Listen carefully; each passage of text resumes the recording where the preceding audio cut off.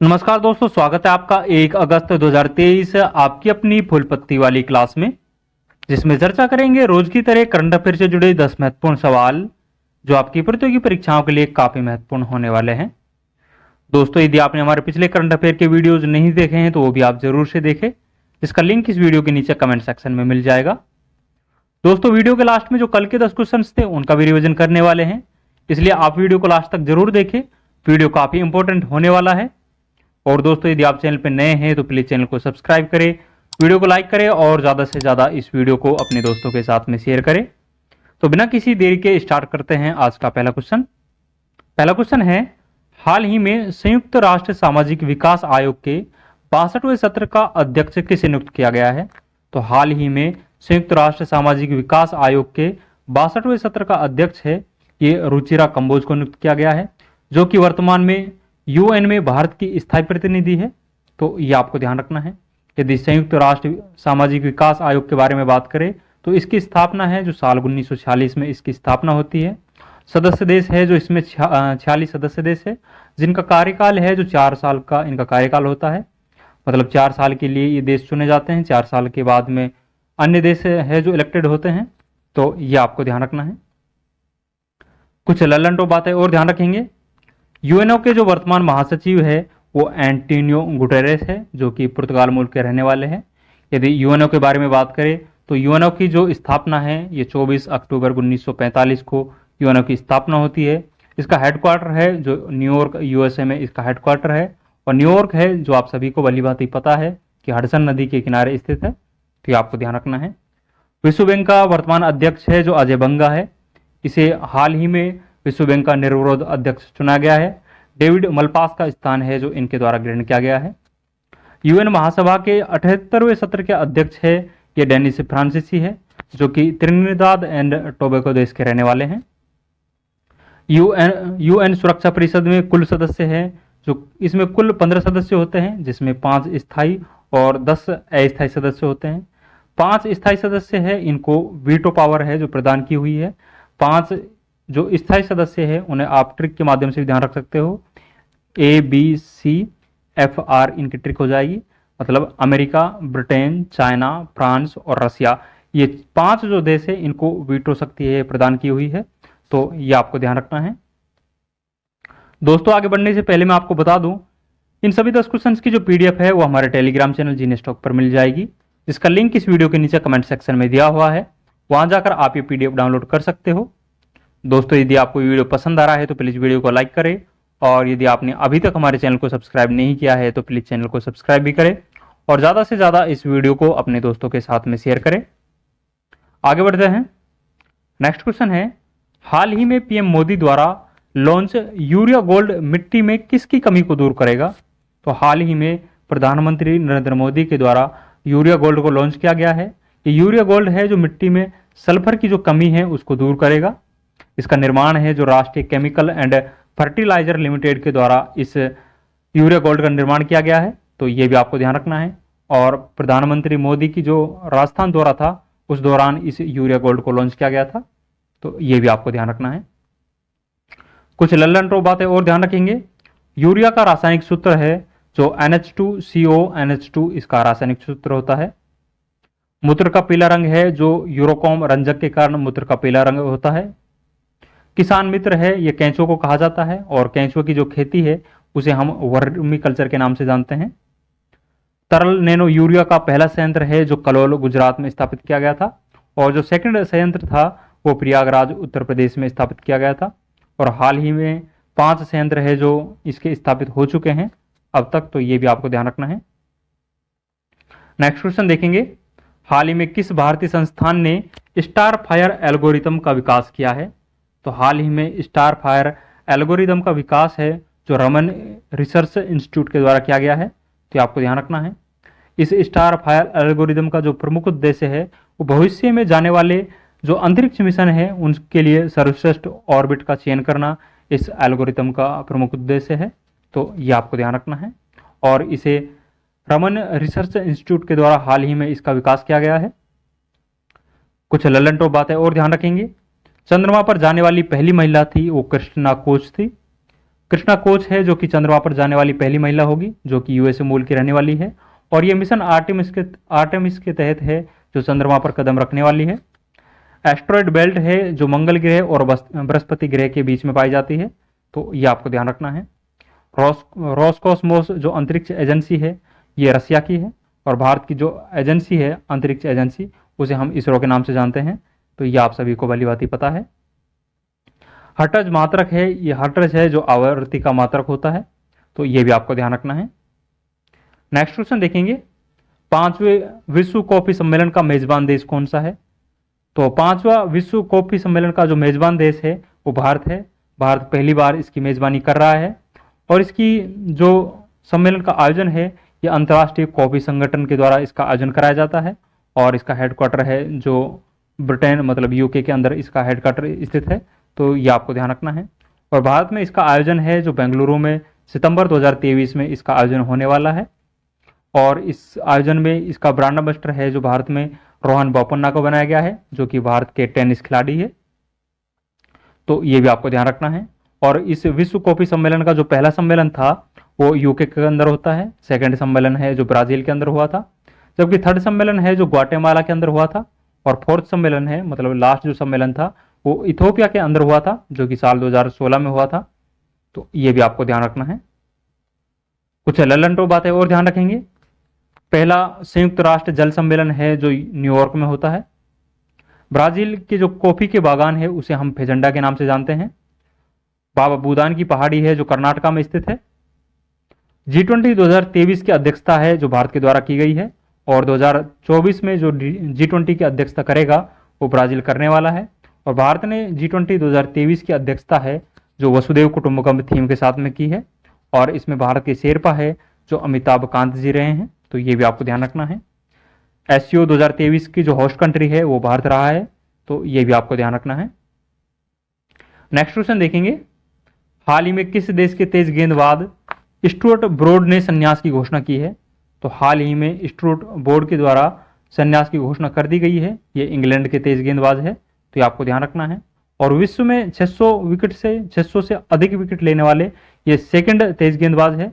और पहले जो तेज गेंदबाज है जिसके द्वारा 600 से अधिक विकेट ले गए हैं वो जेम्स एंडरसन है, ये भी इंग्लैंड के रहने वाले हैं, तो ये भी इंग्लैंड के क्रिकेटर है, तो ये आपको ध्यान रखना है। कुछ ललन बातें और ध्यान रखेंगे। 800 बायोपिक है जो कि मुथैया मुरलीधरन की है, तो ये आपको ध्यान रखना है। और IPL 2023 में ऑरेंज कैप है ये शुभमन गिल को प्रदान किया गया था। और पर्पल कैप है ये मोहम्मद शमी को प्रदान की गई थी, तो ये आपको ध्यान रखना है। ICC test cricketer of the year के रूप में बेन स्टोक्स को चुना गया है जो कि इंग्लैंड के क्रिकेटर है। यदि ICC ODI cricketer of the year के बारे में बात करें तो वो बाबर आजम को चुना गया था जो कि पाकिस्तान मुल्क के क्रिकेटर है।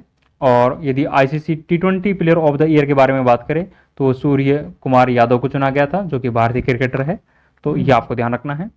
ODI वर्ल्ड कप 2023 का आयोजन है जो भारत में होने वाला है। और हाल ही में इसका ब्रांड एम्बेसडर है जो शाहरुख खान को बनाया गया है, तो ये आपको ध्यान रखना है। टोटल इसमें 10 टीम भाग लेने वाली है। और फाइनल मैच है जो कि नरेंद्र मोदी स्टेडियम अहमदाबाद में इसका फाइनल होने वाला है। और इस बार भारत की जो कप्तानी है वो रोहित शर्मा है जो इसमें करने वाला है, तो ये भी आपको ध्यान रखना है। नेक्स्ट क्वेश्चन देखेंगे, हाल ही में कॉरपोरेट ऋण बाजार विकास कोष की स्थापना करने की घोषणा किसने की है? तो हाल ही में जो कॉरपोरेट ऋण बाजार विकास कोष की जो स्थापना है इसकी घोषणा है जो सेबी के द्वारा की गई है। सेबी की स्थापना है जो 1988 में होती है और इसे वैधानिक संस्था का दर्जा है जो कि अधिनियम 1992 के तहत दिया गया था।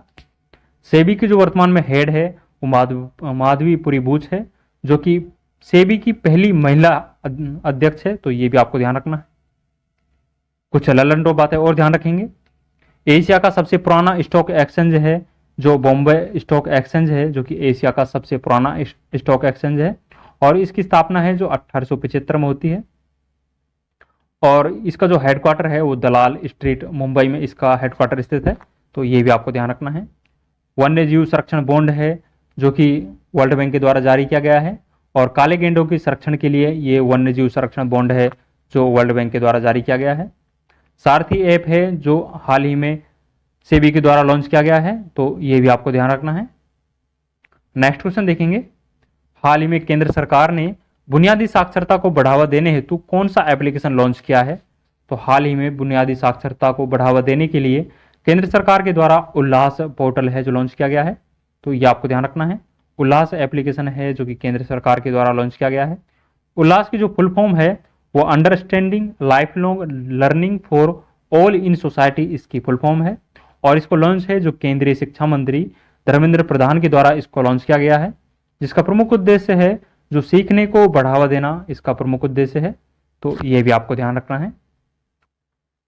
कुछ ललन टॉप बातें और ध्यान रखेंगे, शिक्षा का अधिकार है, इसे 86वां संविधान संशोधन 2002 के तहत आर्टिकल 21A में शामिल किया गया था। प्रोजेक्ट रेल है जो कि झारखंड के द्वारा स्टार्ट किया गया है, झारखंड सरकार के द्वारा क्वालिटी एजुकेशन को बढ़ावा देने के लिए प्रोजेक्ट रेल है ये प्रारंभ किया गया है। शिक्षा वर्तमान में समवर्ती सूची का विषय है। उत्साह पोर्टल है ये यूजीसी के द्वारा लॉन्च किया गया है, मतलब यूनिवर्सिटी ग्रांट कमीशन विश्वविद्यालय अनुदान आयोग के द्वारा उत्साह पोर्टल को लॉन्च किया गया है। तो ये भी आपको ध्यान रखना है। नेक्स्ट क्वेश्चन देखेंगे, हाल ही में अमेजन इंडिया ने देश के पहले फ्लोटिंग स्टोर का उद्घाटन कहाँ किया है? तो हाल ही में अमेजन इंडिया के द्वारा देश के पहले फ्लोटिंग स्टोर का उद्घाटन है यह डल झील जम्मू कश्मीर में किया है। इस फ्लोटिंग स्टोर का प्रमुख उद्देश्य है जो दूर दराज स्थानों पर डिलीवरी को सुविधाजनक बनाने के लिए अमेजन इंडिया के द्वारा इस फ्लोटिंग स्टोर का उद्घाटन किया गया है। इसका उद्घाटन है जो आई हैव स्पेस प्रोग्राम के तहत है जो ये फ्लोटिंग स्टोर है स्थापित किया गया है। तो ये भी आपको ध्यान रखना है। कुछ ललन टॉप बातें और ध्यान रखेंगे, 13वां हुआ राष्ट्रीय उद्यान है ये काबुल लामजाओ जो नेशनल पार्क है जो कि मणिपुर में स्थित है, यहाँ पर स्थित है। फ्लोटिंग फेस्टिवल हाल ही में मंदसौर मध्य प्रदेश में आयोजित हुआ है। G20 पर्यटन समूह की तीसरी बैठक है जो हाल ही में जम्मू कश्मीर में आयोजित हुई है। वुलर झील है ये जम्मू कश्मीर में स्थित है जो कि भारत की सबसे बड़ी मीठे पानी की झील है। तो ये भी आपको ध्यान रखना है। नेक्स्ट क्वेश्चन देखेंगे, हाल ही में राष्ट्रपति द्रौपदी मुर्मू ने डिवाइन लाइट हाउस की आधारशिला कहां रखी है? तो हाल ही में हमारी राष्ट्रपति द्रौपदी मुर्मू के द्वारा डिवाइन लाइट हाउस की आधारशिला है ये ओडिशा में रखी गई है। इसका नाम है जो Brahma Kumari divine light house रहने वाला है। तो ये आपको ध्यान रखना है। इस डिवाइन लाइट हाउस की जो प्रमुख उद्देश्य है वो आध्यात्मिक सुख को बढ़ावा देने के लिए इस डिवाइन लाइट हाउस की आधारशिला रखी गई है। तो ये भी आपको ध्यान रखना है। कुछ ललन टॉप बातें जो कि राष्ट्रपति से संबंधित कुछ महत्वपूर्ण अनुच्छेद है, तो ये आपको ध्यान रखना है। जैसे कि आर्टिकल 52 के बारे में बात करें तो इसमें भारत का एक राष्ट्रपति होगा ये लिखा गया है। आर्टिकल 53 में कार्यपालिका की जो समस्त शक्तियां है वो राष्ट्रपति में निहित होगी, और राष्ट्रपति है जो भारत की तीनों सेनाएं हैं उसका कमांडर होगा, ये भी आर्टिकल 53 में डिफाइन किया गया है। आर्टिकल 54 में निर्वाचक मंडल है जिसमें जो राष्ट्रपति का चुनाव है ये इलेक्टेड MP और MLA के द्वारा राष्ट्रपति का चुनाव किया जाएगा, और राष्ट्रपति का चुनाव है जो एकल संक्रमणीय मत पद्धति के आधार पर होगा। राष्ट्रपति का कार्यकाल है जो कि अनुच्छेद 56 में है। अनुच्छेद 57 के बारे में बात करें तो इसमें राष्ट्रपति का पुनर्निर्वाचन है, मतलब राष्ट्रपति है जो भारत का राष्ट्रपति कितनी बार भी निर्वाचित हो सकता है, ये आर्टिकल 57 में है। आर्टिकल 58 में राष्ट्रपति की जो योग्यताएं होनी चाहिए वो आर्टिकल 58 में डिफाइन किया गया है। आर्टिकल 59 में बात करें तो राष्ट्रपति के पद से संबंधित जो प्रमुख शर्तें हैं वो आर्टिकल 59 में है।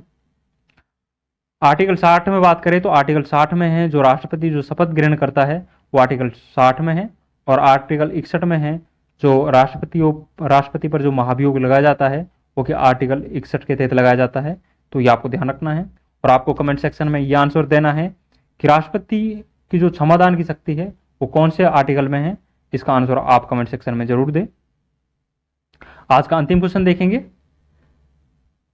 अंतिम क्वेश्चन है, हाल ही में महाराष्ट्र सरकार ने पहला उद्योग रत्न अवार्ड किसे देने की घोषणा की है? तो हाल ही में महाराष्ट्र सरकार के द्वारा पहला उद्योग रत्न अवार्ड है ये रतन टाटा को देने की घोषणा की गई है।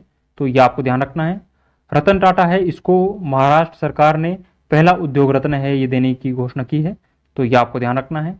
और हाल ही में रतन टाटा को जो ऑस्ट्रेलिया का सर्वोच्च नागरिक सम्मान है वो भी प्रदान किया गया था। तो ये भी आपको ध्यान रखना है। कुछ ललन टॉप बातें और ध्यान रखेंगे। फ्रांस का जो सर्वोच्च सम्मान है वो हाल ही में प्रधानमंत्री नरेंद्र मोदी को जो 14 जुलाई को बास्टिल डे परेड हुई थी फ्रांस के अंदर, उसी दौरान फ्रांस का सर्वोच्च नागरिक सम्मान है जो कि प्रधानमंत्री नरेंद्र मोदी को दिया गया था, तो ये आपको ध्यान रखना है। सूरीनाम का सर्वोच्च सम्मान है जो द्रौपदी मुर्मू को प्रदान किया गया था, जो कि भारत की राष्ट्रपति है।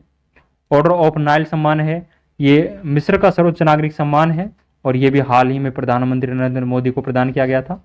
तो इस वर्ष 2023 में अब तक प्रधानमंत्री नरेंद्र मोदी को 5 देशों का सर्वोच्च नागरिक सम्मान है वो प्रदान हो चुका है, जिसमें फ्रांस का और मिस्र का हमने चर्चा कर ली है। इसके अलावा बात करें तो पापुआ न्यू गिनी, पलाऊ और फिजी देश का जो सर्वोच्च नागरिक सम्मान है ये भारतीय प्रधानमंत्री नरेंद्र मोदी को प्रदान किया गया था, तो ये भी आपको ध्यान रखना है।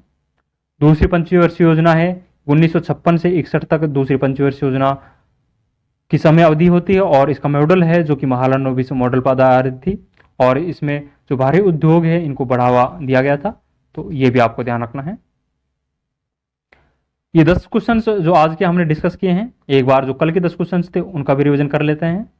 कल का पहला क्वेश्चन था, हाल ही में विश्व स्वास्थ्य संगठन ने किस देश को रूबेला मुक्त घोषित किया है? तो हाल ही में जो विश्व स्वास्थ्य संगठन के द्वारा रूबेला मुक्त है ये तिमोर लेस्ते और भूटान देश को किया है। नेक्स्ट क्वेश्चन है, अंतर्राष्ट्रीय बाघ दिवस के अवसर पर जारी रिपोर्ट के अनुसार भारत के किस राज्य में सर्वाधिक बाघों की आबादी दर्ज की गई है? तो भारत में जो सर्वाधिक बाघों की आबादी है यह मध्य प्रदेश में दर्ज की गई है। 785 बाघ है जो वर्तमान में मध्य प्रदेश में है। नेक्स्ट क्वेश्चन है, हाल ही में जलवायु परिवर्तन पर अंतर सरकारी पैनल का नया अध्यक्ष किसे नियुक्त किया गया है? तो हाल ही में जलवायु परिवर्तन पर अंतर सरकारी पैनल का नया अध्यक्ष है ये जेम्स फर्ग्यूसन को नियुक्त किया गया है जो कि यूके के निवासी है। नेक्स्ट क्वेश्चन है, हाल ही में इसरो ने PSLV C56 रॉकेट से किस देश के 7 उपग्रहों को सफलतापूर्वक प्रक्षेपित किया है? तो हाल ही में इसरो के द्वारा PSLV C56 रॉकेट से सिंगापुर के 7 उपग्रहों को प्रक्षेपित किया गया है, तो ये आपको ध्यान रखना है। नेक्स्ट है, हाल ही में रक्षा मंत्री राजनाथ सिंह ने G20 एंगेजमेंट ग्रुप सिविल 20 शिखर सम्मेलन का उद्घाटन कहाँ किया है? तो हाल ही में सिविल 20 शिखर सम्मेलन का उद्घाटन है जो जयपुर के अंदर किया गया है। नेक्स्ट क्वेश्चन देखेंगे, doctor APJ Abdul Kalam memories never die नामक किताब का विमोचन किसने किया है? तो इस किताब का विमोचन है जो अमित शाह के द्वारा किया गया है जो कि भारत के गृह मंत्री है। पुस्तक का विमोचन है जो तमिलनाडु से किया गया था और इस पुस्तक के जो लेखक थे वो YS राजन और डॉक्टर APJ नाजमा हैं जो इस पुस्तक के लेखक थे, तो ये भी आपको ध्यान रखना है।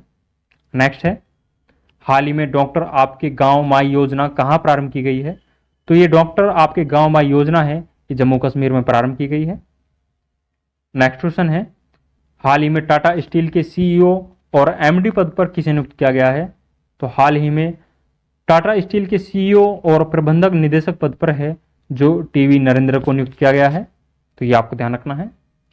नेक्स्ट क्वेश्चन देखेंगे, हाल ही में उत्तर प्रदेश के किस जिले में राष्ट्रीय शहीद स्मारक और राष्ट्रीय रेलवे सुरक्षा संग्रहालय का उद्घाटन हुआ है? तो ये उद्घाटन है जो लखनऊ के अंदर किया गया है, तो ये आपको ध्यान रखना है।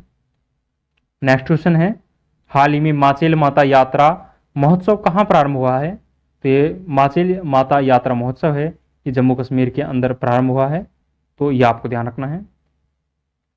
दोस्तों ये कल के 10 क्वेश्चंस और आज के जो 10 इंपॉर्टेंट क्वेश्चंस थे वो हमने डिस्कस किए हैं जो कि आपकी परीक्षाओं की दृष्टि से काफी इंपॉर्टेंट है। इन सभी 10 क्वेश्चंस की जो PDF है वो हमारे टेलीग्राम चैनल जीनेस्टॉक पर मिल जाएगी। इसका लिंक इस वीडियो के नीचे कमेंट सेक्शन में दिया हुआ है, वहां जाकर आप ये डाउनलोड कर सकते हो। दोस्तों यदि आपको ये वीडियो पसंद आया है तो प्लीज़ वीडियो को लाइक करें और यदि आपने अभी तक हमारे चैनल को सब्सक्राइब नहीं किया है तो प्लीज़ चैनल को सब्सक्राइब भी करें और इस वीडियो को ज़्यादा से ज़्यादा अपने दोस्तों के साथ में शेयर करें। दोस्तों मेरे मुंह के अंदर कुछ छाले हो रहे हैं, इस वजह से कुछ प्रॉब्लम का फेस करनी पड़ रही है। माफ़ी चाहता हूँ, कुछ गलती इस क्लास में हुई हो तो बहुत जल्दी ठीक हो जाएंगे। तो आपकी क्लास है जो पूरी तरह से यथावत रहेगी जैसे पहले होती थी। तो अभी कुछ परेशानी का सामना करना पड़ रहा है, इसके लिए मैं माफ़ी चाहता हूँ। तो आज के लिए बस इतना ही, मिलते हैं नेक्स्ट वीडियो में। थैंक यू, जय हिंद।